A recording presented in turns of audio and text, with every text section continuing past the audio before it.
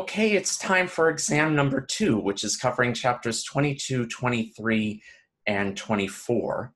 And 22 covers Gauss's law, which is directly related to Coulomb's law. You derive it from Coulomb's law. We're not going to go into the actual derivation of Gauss's law, but it's a direct consequence of Coulomb's law, and it's an important relationship, and it also makes certain problems simpler, as we demonstrated in class. But before we can talk about Gauss's law, we need to define a quantity called the electric flux, which is essentially the component of the electric field that crosses through a surface multiplied by the area of that surface. And in the specific case, if you're talking about a uniform field and a flat surface, the electric flux is equal to the electric field multiplied by the area multiplied by the cosine of theta, where theta is defined as the angle the electric field vector makes with a line perpendicular to the surface. It's defined that way to take advantage of the vector dot product formalism, which comes into play in the more generalized form of the electric field. So if the surface is not flat, or if the electric field is not uniform, you will need to integrate over the area. And so you're taking the dot product of E and dA, where the magnitude of dA is an infinitesimal element of area. The direction of dA is perpendicularly outward from the surface at the point where you're doing the integration. And how does that apply to Gauss's law? Well, Gauss's law has to do with fully enclosed surfaces. So let's say you enclose a sphere, you enclose a cylinder, something like that. And so it's a three-dimensional surface, basically. But the integral over the surface of E dot dA, over the fully enclosed surface, is equal to 4 pi times k, which is the Coulomb constant, times the charge that's enclosed within the surface. So, and that's a statement about the total electric flux over the entire surface. And you can also write that as Q enclosed over epsilon naught, where epsilon naught is equal to 1 over 4 pi k. And that value in SI units is 8.85 times 10 to the negative 12 Coulomb squared per Newton meter squared. And that's called the permittivity of free space. And by consequence, the Coulomb constant K is equal to 1 over 4 pi epsilon naught. And so sometimes it's easier to work with K, and sometimes it's easier to work with epsilon naught. So there are a couple of things in play here. The first is that any charges outside the surface do not affect the electric flux.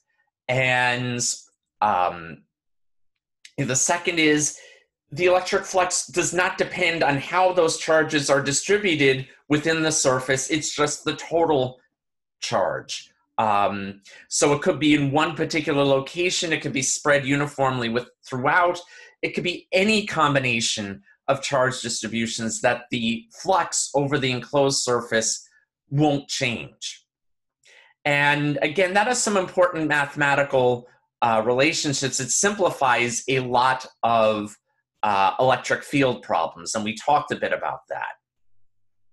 So we talked about an infinite line of charge, and we did the integral of that. And so if you have a constant charge per unit length lambda, the electric field a distance r away is equal to lambda divided by 2 pi r epsilon naught, or 2 pi epsilon naught r. And so that was the electric field due to an infinite line of charge. So we did that with the integral, and we did that using Gauss's law. So with Gauss's law, you construct a Gaussian surface, and it doesn't have to be a real physical surface. But in this case, with the line, we choose a cylinder such that the line goes through the axis of the, or follows along the axis as a cylinder. And from symmetry, the magnitude of the electric field is going to be the same at any point a distance r, or a perpendicular distance r, away from the line. And from symmetry, we can also figure out that the electric field has to point directly outward away from the line, assuming it's positive charges, in all directions. So there's no angular dependence. And so you construct the cylinder, the flat circular sides of the cylinder do not have any electric flux because the electric field is parallel to the surface. But on the rounded part of the cylinder, the electric field is perpendicular to the surface and is equal to E times A. And so that surface area is equal to 2 pi r times an arbitrary length L. And that's equal to the charge enclosed, which is lambda times the same arbitrary length L, divided by epsilon naught. So the L terms cancel out, and again, you get E is equal to lambda over 2 pi r epsilon naught. And so it turns, when you have symmetry, you can use Gauss's law to turn a complicated integral problem into a much more manageable algebra problem. And we demonstrated that again with an infinite plane of charge. So you construct a Gaussian cylinder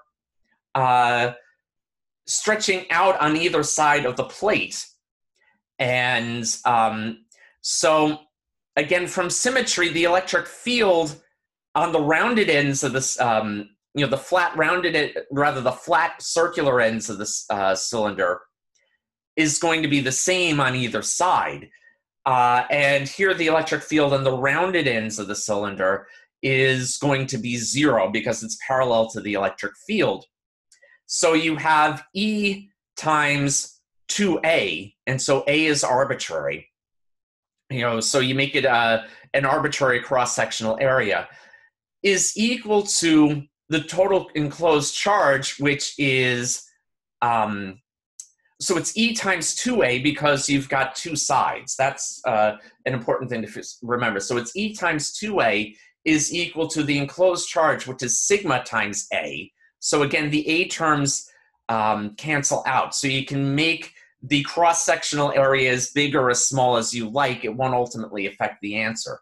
So it's sigma A over epsilon naught. And so when you solve that for E, you get sigma over 2 epsilon naught. And so that's the electric field due to one sheet of charge of infinite size. And again, as long as you're not close enough to the edge so that the edge matters or the edge affects the results significantly, that infinite plane works as a good approximation. So, and again, it's much simpler to calculate using Gauss's law than it was to go through the integration. For spherical symmetry, we didn't even try to do the integration. I mean, that's a much harder integral problem. If you take an advanced D&M course, you may see that. But as for now, just take my word on that. And so here, we looked at a uniformly charged sphere, so it's going to be non-conducting. And we also looked at a spherical shell. And what we found out is that outside the sphere, regardless of the charge distribution, as long as it's spherically symmetric, if you're outside the sphere, the electric field is the same as it would be if all of that charge were located at a single point in the center. So Q over 4 pi epsilon naught r squared. And again, for any spherically symmetric distribution, as long as you're outside the sphere. If you're inside the sphere, then the distribution matters a little. So we talked about a uniformly charged sphere that's non-conducting. And what we found is that the electric field increases linearly from 0 at the center up into the surface of the sphere. For a spherical shell, you do the Gaussian surface, it's not enclosing any charge, assuming you're inside the sphere. And so the electric field inside the spherical shell is 0. And that has more general consequences, that again, a sphere conductors, the charge accumulates on the surface. So, and the charges will distribute themselves so that the electric field is always zero inside. And so it doesn't matter if it's a spherical surface or not, that inside the surface, you're always going to get zero electric field. And again, outside the sphere, it's the same as if all the charge were located at a point, in a point at the center. So that was chapter 22. And so from that, we move on to chapter 23.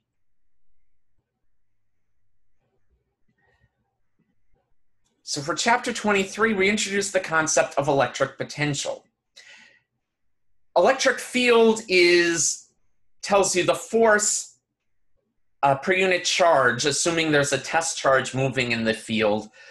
The electric potential is the potential energy per unit test charge if there's a test charge moving through a potential difference. So if a test charge is moving through a potential difference, it's gaining or losing potential energy from that.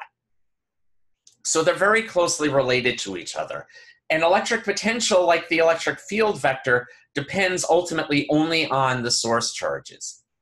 So we talked a little bit about physics 1.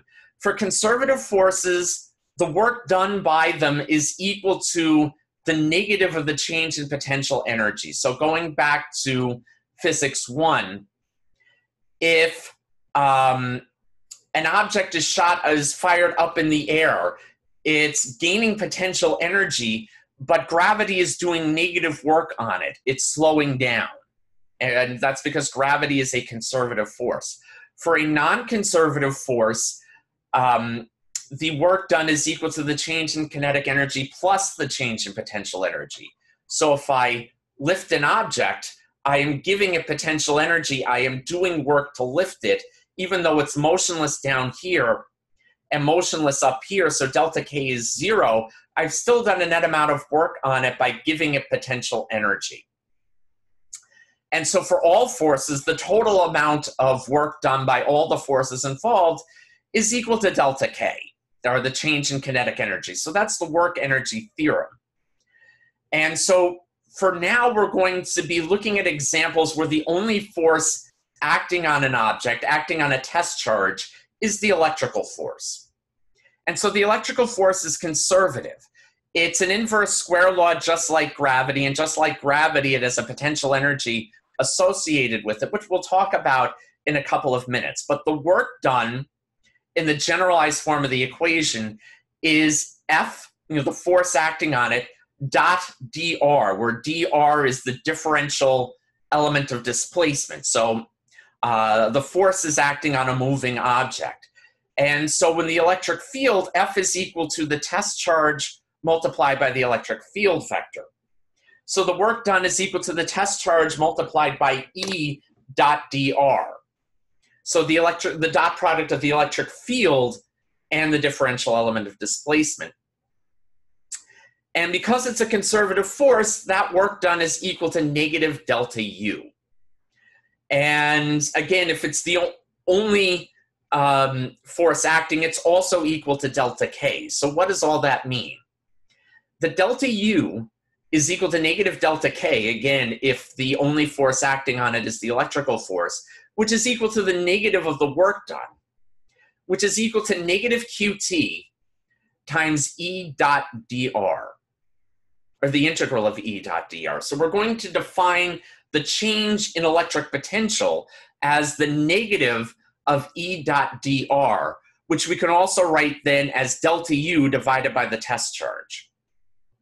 And all those terms can be positive or negative. So it's very important to be careful with your signs and to keep track of positives and negatives. The unit of electric potential is the volt. 1 joule per coulomb, or the SI unit of electric potential is the volt, named for Alessandro Volta, an Italian scientist who was one of the pioneers in studying electricity. So a volt is 1 joule per coulomb, the way that the electric field is measured in newtons per coulomb. The electric potential only depends on the source charges that create it, because the potential energy is ultimately, and the change in potential energy is ultimately linearly proportional to the test charge. So when you calculate that, the test charge doesn't matter. And so you're only left with the source charges. And so when you calculate the delta V, the test charge doesn't matter. It drops out of the equation. And so delta V only depends on the source charges that create it. Now, if you know the electric field is a function of position, you can calculate the change in electric potential from using integration. If you know the electric potential as a function of position, so if you know V is a function of position, you can calculate the electric field or the components of the electric field vector by taking partial derivatives. And again, a partial derivative is when you differentiate with respect to one variable, holding the other variables constant. So the x component of the electric field is negative the partial derivative of V with respect to x. The y component is the negative of the partial derivative of V with respect to y. And the electric field, or the z component of the electric field, is the negative of the partial derivative of V with respect to z. That's if you're looking in rectangular coordinates. If you're looking at spherical symmetry, so no angular dependence, in the radial direction, where you define the radial vector as out from the center, the component of the electric field vector is equal to the negative of the derivative of V with respect to r. In the special case of a uniform electric field in the x direction, the x component of the electric field is equal to the negative delta V over delta x. So the change in the electric potential divided by the change in position. The negative sign means that E points in the direction of decreasing potential. So the electric field points from positive to negative. We established that in chapter 22, or rather chapter 21. The electric field points from positive to negative, but the electric potential increases as you move away from negative and towards positive. So the E points in the direction of decreasing potential. And you can see from the equations that E can also be expressed in volts per meter. So if you have an electric field of 1,000 newtons per coulomb, and you have an electric field of 1,000 volts per meter, in SI units, those are equivalent. That's the same magnitude electric field. So we've talked about this change in electric potential, and like potential energy in general, and electric potential energy in particular that we'll talk about in a couple of minutes, normally we're only concerned about the change in electric potential. We're not concerned about, usually, about the value at a specific location. But sometimes we do want to know the value at a specific location. And if we do want to know that, we need to define where the potential is zero. And the easiest place mathematically to define the electric potential to be zero is at an infinite distance away from your source charge. So if we're talking about a specific point charge, we're measuring the potential at a distance r away from that point charge relative to what it is at infinity, that value of V is equal to K, the Coulomb constant, multiplied by the source charge, which can be positive or negative. And the sign of that point charge, the sign of that source charge, is equal to the sign of that potential, or is the same sign that the potential will have. And dividing by r, not r squared, just r. And if you're adding, if you want the potential to a number of source charges at different locations, you would add their values of V together. And it's actually simpler to work with potential than it is to work with the electric field, because if you work with the electric field, you're adding things vectorially, so you're working in 3 dimensions, so you need 3 sets of equations. You need to figure out the 3 the components in each case, and maybe need to do vector addition, or you need to figure out the magnitude and direction of the resultant vector, all of which can be pretty lengthy, as you've seen from your problems in chapter 21. But because electric potential is a scalar, you only need to add the different values together. And some of them can be positive and some of them can be negative, but you're adding those values together. So it's simpler to work with potential than it is to work with electric field, mathematically speaking. And that applies even if there's integration involved. So if you're talking about a distribution of source charges, like you would do with an electric field, you don't need to worry about figuring out what the R vector is. So that saves you a lot of work right there. You just have to figure out the differential element of charge and figure out the distance from the differential element of charge to the point where you're evaluating the potential. And then you do the integration. And it's much simpler than figuring out the electric field. And in general, when you get to advanced E&M, you'll find that the easiest way to evaluate the electric field with really complicated problems is to figure out the electric potential as a function of position first, and then evaluate the electric field from that. That brings us to potential energy. So for potential energy, you're basically multiplying the electric potential by the test charge that's moving through the potential difference.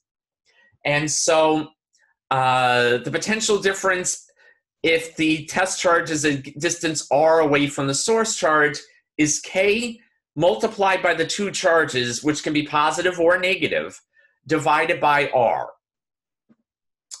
So it's similar to gravitational potential energy in that you have a universal constant multiplied by the product of the charges instead of the product of the masses, and divided by r. Again, not r squared, simply r, the distance between them. So it's similar to gravitational potential energy in that sense. But you can be positive or it can be negative for electrical potential energy. Whereas with gravity, it's always negative in the universal sense. If you define zero, an infinite, the potential energy is zero at an infinite distance, then the potential energy is always going to be negative, and it's always going to be negative because the forces are attractive. So notice if QS and QT have opposite charges, U is going to be negative, and they're attracting each other. Whereas if they have the same charge, whether they're both positive or both negative, U is going to be positive, and they're repelling each other. So if you bring two repulsive objects, or two objects that repel each other close together, they're gaining potential energy.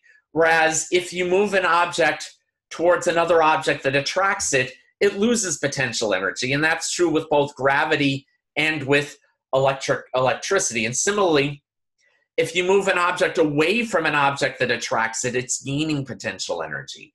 And that's true for gravity and for electricity.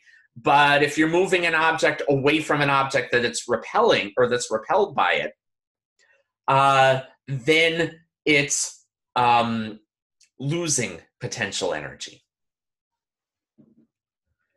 And the last thing we talked about in chapter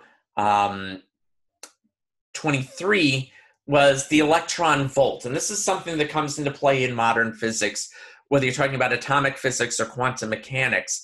The units of energy that are typically used is the electron volt. The electron volt is the amount of kinetic energy that an electron gains as it travels through a potential difference of +1 volts. So if it's gaining electric potential, it means it's going away from negative and towards positive. And in the case of an electron, that means it's gaining kinetic energy, or it's losing potential energy. And so 1 electron volt is equal to E times 1 volt. So that's 1.602 times 10 to the negative 19 joules. And the other facts about potential: the electric potential is constant within a conductor for the same reason that the electric field is zero within a conductor. So the electric field is a measure of how the electric potential is changing, and if it's not changing at all, the electric field is going to be zero. Or working the other way, if the electric field is zero, the potential is constant. An equipotential is a line of constant potential, and so you've seen this in one of your lab experiments. Equipotential lines are always perpendicular to electric field lines. So if you follow the line and the electric field doesn't change, or rather the potential doesn't change along that line, the component of the electric field along that line is going to be zero. And that means that the electric field line has to be perpendicular to the equipotential. There's no component that's parallel to the electric potential. And so that is chapter 23. And that brings us to the last chapter, which is 24, or that we're covering for this exam. And this is the first of our circuit elements. And this is capacitance. And so a capacitor stores charge if there's a potential difference put across it. So what happens is when a potential difference is put across a capacitor, charges move from whatever the source of that potential difference is. So the electrons move out of the negative side of that potential difference, or the negative terminal, and they reach a leg of the capacitor, or one of the conducting sheets of the capacitor, and so you get a surplus of electrons on that sheet of the capacitor. That gives it a negative charge. Now, there is an insulator between the two conducting sheets, so the electrons cannot simply jump across the conducting sheets, but they can repel the electrons on the other side. And so electrons get repelled so that the other conducting sheet has the same positive charge as the negative charge on the other sheets, or on the first sheet. And so then the electrons then move. So there's a charge positive Q on one side and a charge negative Q on the other side. And the charge builds up until the potential difference across the capacitor equals the potential difference that's feeding in and causing the charge to build up. And the ratio of the charge, of the magnitude charge on either side of the capacitor to the magnitude of the potential difference is equal to the capacitance C, which is a constant. And the unit of capacitance is the farad. 1 farad is equal to 1 coulomb per volt. And that's in SI units. And a 1 farad capacitor would actually be a really, really large capacitor. Typically, capacitors that you will see in an electrical circuit are on the order of microfarads or nanofarads or picofarads. So 10 to the 6, 10 to the negative 6, 10 to the negative 9, 10 to the negative 12. And so we talked about how you can calculate the capacitance of a capacitor given different types of sheets, different geometries. So in a parallel plate capacitor, it's fairly easy to calculate. You don't need to use calculus to calculate the magnitude, or to calculate the capacitance of a parallel plate capacitor. So there are 3 steps. You figure out the electric field, you figure out the electric potential, and then you figure out C. And so for a parallel plate capacitor, you got E naught times A divided by D.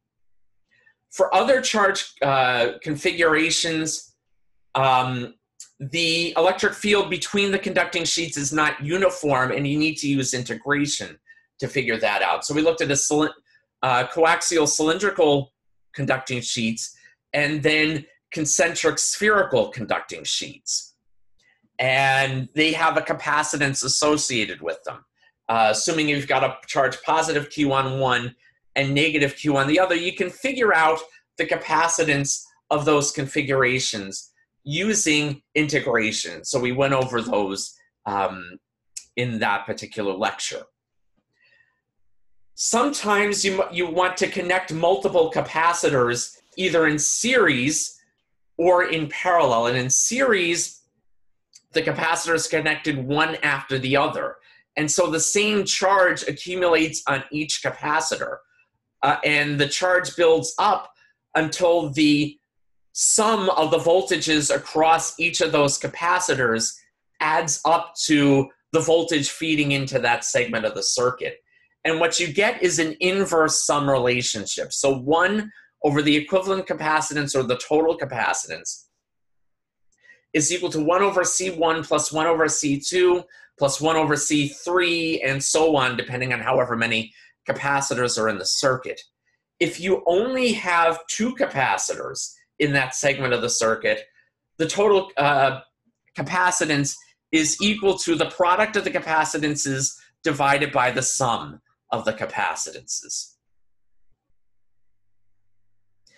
Now, for parallel capacitors, then you have the circuit is branching off. And so you have, in the segment where they have capacitors connected in parallel, some of the charge that feeds in goes to C1, some of the charge goes to C2, some of the charge goes to C3, and so on, depending on however many capacitors that you have. And so the current branches out, but the potential difference feeding into each branch is the same. It's equal to the potential difference feeding into that whole, to that parallel segment. So each branch has delta V, the same delta V. But the total charge feeding in is equal to the charge that goes to branch 1, the charge that goes to branch 2, the charge that goes to branch 3, and so on and so on. And in a parallel segment, the total charge is equal to the sum, or the total capacitance is equal to the sum of the individual capacitances.